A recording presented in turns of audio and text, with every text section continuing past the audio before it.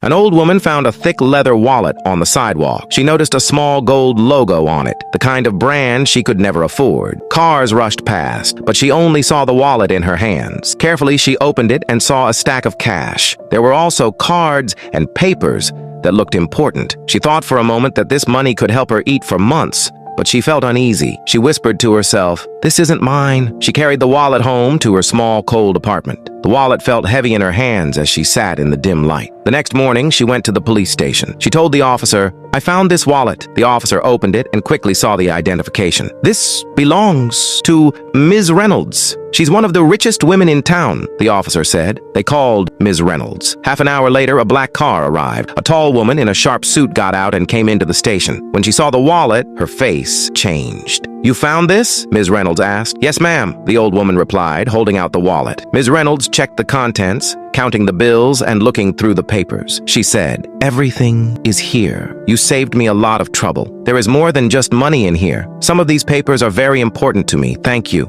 She took out a thick envelope and handed it to the old woman. "Here, $5,000. You deserve this." People in the station watched. The old woman looked at the envelope but shook her head. "No, ma'am," Ms. Reynolds insisted. "It's all right. Please take it." But the old woman stepped back. "No, I can't take money for doing the right thing." The people in the room exchanged looks. One officer whispered, "She's too proud." Another said, "Maybe she doesn't understand." Ms. Reynolds nodded. "You are an honest woman. The world needs more people like you." The old woman left the police station that night. In her small kitchen, she thought about her daughter, who owned a print shop downtown. The next morning, Ms. Reynolds sat in her office. Her secretary brought in some papers. On top was a business card from a local print shop, along with a note. "Ma'am, please don't send anything to me. I don't need money.